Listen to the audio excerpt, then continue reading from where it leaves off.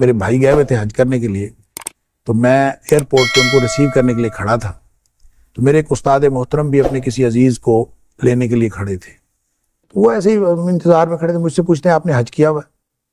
میں نے کہا نہیں۔ تو مجھے کہتے ہیں کہ لوگ سمجھتے ہیں کہ حج پیسے سے ہوتا ہے، حج پیسے سے نہیں ہوتا، حج ارادے سے ہوتا ہے، کیا بات، اور نیت سے ہوتا ہے۔ آپ ابھی حج کا ارادہ کریں۔ میں نے کہا کہ جی میں ارادہ کرتا ہوں کہ میں انشاءاللہ اگلے سال حج پہ جاؤں گا۔ تو مجھے کہتے ہیں کہ اگلے سال نہیں، اسی سال۔ کیا بات ہے۔ تو میں نے کہا اسی سال کا تو ہو گیا ہے شیخ، اگلے سال ہی آئے گا حج اس کے لیے۔ تو یوں میں نے ارادہ کر لیا۔ انہوں نے مجھے کہا کہ آپ ایسے کریں کہ آپ کے پاس چاہے 10 روپے ہیں چاہے 20 روپے ہیں، آپ اس کو اکٹھا کرنا شروع کریں اور باقی وسائل اللہ تعالیٰ خود مہیا کر دے گا۔ اور ایسے ہی ہوا۔ میں اس کے بعد ان کے کہنے کے مطابق میں نے جوڑ جمع شروع کیا، اللہ تعالیٰ نے وسائل دے دیے۔ ارادہ کر کے اپنے کوشش شروع کر دے، باقی معاملات اللہ کے پاس۔ دوسرا یہ جو کیفیت کی بات آپ کر رہے تھے، میرا خیال ہے کہ یہ ہر ایک کی کیفیت جو ہے وہ الگ ہے، اور اس کو بیان نہیں کیا جا سکتا علمی طور پر اور روحانی طور پر۔ میں چونکہ ایک انتہائی بہت ہی ادنا اور پہلے قدم کا طالب علم ہوں، مجھے علم نہیں ہے کہ یہ باتیں لوگوں سے شیئر کرنی چاہیے کہ نہیں، لہٰذا میری جو کیفیت وہاں ہوئی، میں کسی ایک آدھ دفعہ کسی جگہ شیئر کر چکا ہوں، کر بیٹھا ہوں یوں کہہ لیں، اور اس کے بعد میں نے طے کیا تھا کہ میں نے آئندہ یہ شیئر نہیں کرنا۔ تو اس میں ایک پہلو بہرحال ایسا ہے جو لوگوں کے لیے اس کے اندر ترغیب کی بات ہو سکتی ہے، اس لیے میں اس کو ضرور اس میں شامل کرنا چاہوں گا۔ وہ میرا تجربہ اس طرح سے ہوا کہ ہم لوگ حج پہ گئے اور حج کیا، پہلی دفعہ میں گیا تھا تو ہم تقریباً 30 دن جو ہے، وہ 40 دن کا پیکیج ہوتا ہے، تو 30 دن ہم مکہ مکرمہ میں ہی رہے۔ تو ویسے تو حج کے اندر پیکیج یہ شامل تھا کہ وہ حج سے پہلے مدینہ منورہ جانا تھا اور واپس آنا تھا، لیکن ان کی کوئی ایڈجسٹمنٹ میں کوئی مسئلہ ہو گیا، تو جس کی وجہ سے ہم حج کے بعد ہم مدینہ منورہ گئے تو سب لوگ یہی کہہ رہے تھے کہ ساری مشقت ادھر ہی ہوتی ہے مکہ مکرمہ میں، اب وہاں تو جا کے آرام کرنا ہے اور کچھ نہیں ہے، کوئی مسئلہ نہیں۔ تو میں نے کہا کہ ٹھیک ہے، اگر یعنی یہ کیفیت تھی، لیکن جب تو پہلا دن تھا میں مسجد نبوی میں بیٹھا ہوا، میں یہ سوچ رہا تھا کہ نبی کریم صلی اللہ علیہ وسلم کے شہر میں آئے ہیں، تحفہ کوئی ہدیہ نبی کریم صلی اللہ علیہ وسلم کو پیش کرنا چاہیے، تو کیا میں تو کچھ بھی نہیں لے کے آیا۔ ایسے خیالات آ رہے، کیا بات، اور سوچتے سوچتے یہ خیال آیا کہ نبی کریم صلی اللہ علیہ وسلم کو پیش کرنے کے لیے درود شریف سے بہتر تحفہ کیا ہو سکتا ہے۔ پھر سوچا کہ درود شریف تو ہمیشہ پڑھتے رہتے، پھر خیال آیا کہ اتنا پڑھیں جتنا کبھی نہیں پڑھا، سبحان اللہ، تو پھر یہ شاید کوئی ہدیہ ہوگا نبی کریم صلی اللہ علیہ وسلم کی بارگاہ میں۔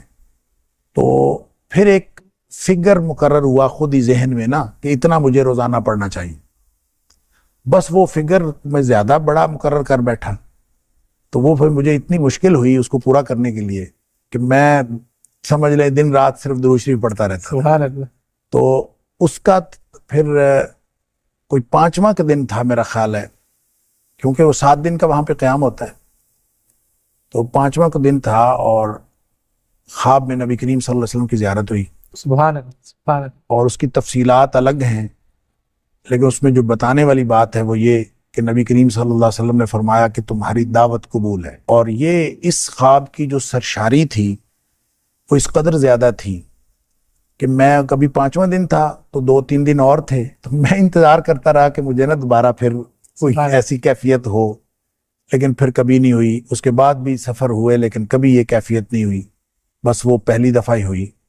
تو اس میں جو آپ نے کہا کہ حج سے پہلے کی کیفیت اور بعد کی، تو اس میں جو فرق ہوا، اس خواب کی جو کیفیت تھی اس میں گروپس نبی کریم صلی اللہ علیہ وسلم کے سامنے پیش کیے جا رہے تھے، تو گروپ کی شکل میں نبی کریم صلی اللہ علیہ وسلم بتاتے تھے کہ ان کی دعوت قبول ہے، ان کی دعوت قبول نہیں ہے، یعنی اس طرح سے وہاں فیصلے ہو رہے تھے۔ کچھ بہت ہی حیرت انگیز چیزیں بھی میں نے دیکھی۔ میرے ایک دوست جو اب اس دنیا میں نہیں رہے، ان کے بارے میں نبی کریم صلی اللہ، وہ اپنا سامان اٹھائے ہوئے پیچھے پیچھے جا رہے ہیں۔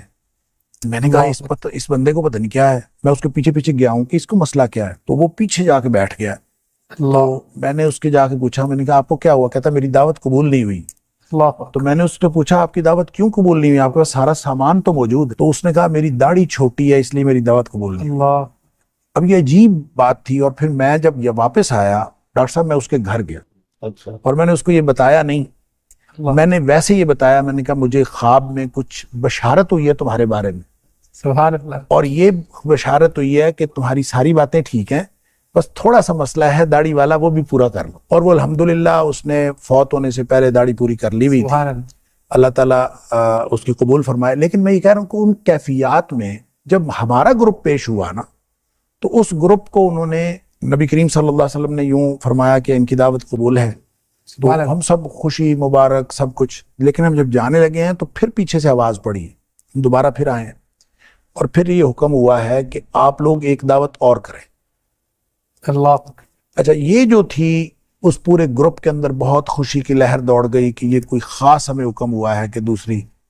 मैंने उसको ये समझा कि हम जो दीन का काम कर रहे हैं वो बहुत थोड़ा है, हमें उसको कम से कम दुगना कर। जो हज से पहले की कैफियत है और हज के बाद की कैफियत मैं समझता हूँ वो ये है कि मैंने अपनी जिम्मेदारी ये समझी कि नबी करीम सल्लल्लाहु अलैहि वसल्लम हमसे जो तकाजा करते हैं वो इससे कहीं ज़्यादा है, हमें और ज़्यादा काम करना चाहिए।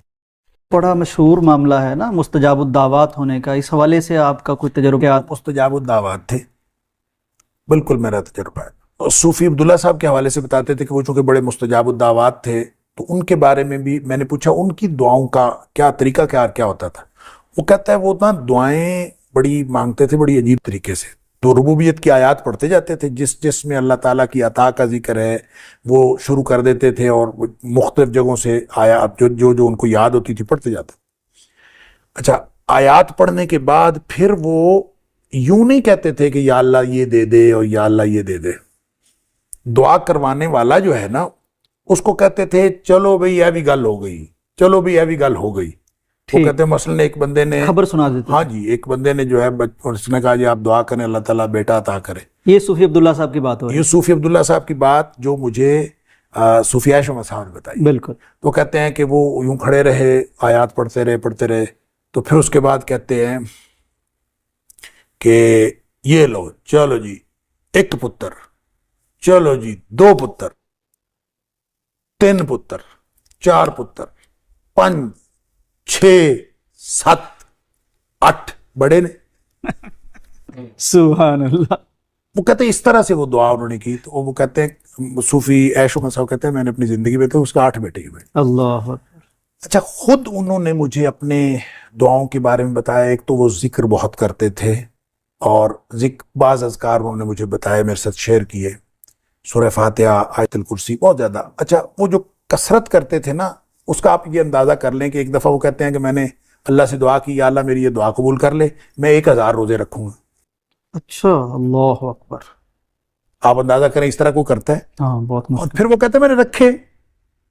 अच्छा, मैं हैरान हजरत, 1000 रोज़े 3 साल बनते हैं। तो कहते कोई नहीं, वो मैं रोज़ रख लेता था, अल्हम्दुलिल्लाह रोज़ा रख लेता था, रोज़ाना ही रख लेता था। सुभान। तो कोई नहीं, अल्हम्दुलिल्लाह कुछ भी नहीं हुआ मुझे, मैं ठीक 1000 रोज़े रख लिए। अब देखें जो बंदा 1000 रोज़े रखेगा, और फिर वो कहते थे अल्लाह के रसूल सल्लल्लाहु अलैहि वसल्लम फरमाया कि जो दावतुस साइम है ना वो रद्द नहीं की जाती। रोजेदार की दुआ। वो कहते हैं आप रोज़ा रख के तो दुआ कर लें, फिर रद्द नहीं की जाती, जब गारंटी है नबी पाक सल्लल्लाहु अलैहि वसल्लम ने। डॉक्टर साहब बहुत शुक्रिया आपका। नाजरीन, ये अल्लाह वालों की बातें हैं, अल्लाह से ताल्लुक़ की बातें हैं। एक ब्रेक, एक प्रोग्राम क्या, इस पे तो ज़िंदगियां बीत जाएं जब हम अल्लाह वालों की बातें करें और अल्लाह ताला की अता की बात करें, उसकी देने की बात करें और बंदों से ताल्लुक़ और मोहब्बत की बात करें। वक़्तन आदमी अशश कर उठता है कि किस तरह एक शख्स 1000 रोज़े की बात करता है और 10-10 पारे वो नवाफिल में पढ़ देते थे। और अल्लाह से जब ऐसा ताल्लुक़ बन जाए तो फिर तो प्यारे पैगंबर की हदीस भी है कि अल्लाह ताला वो जो बंदा कहता जाता है अल्लाह करता जाता है। प्रोग्राम के आखिर में हम दुआ करते हैं कि अल्लाह ताला हमारे उस बुज़ुर्ग की कब्र मुनव्वर फरमाए, जन्नत में उनके दराजात बुलंद फरमाए और हमें भी ऐसे अल्लाह वालों की उसवा पर चलने की कुछ ना कुछ अल्लाह तौफीक अता फरमा देता कि हमारा भी कोई बेड़ा पार हो जाए।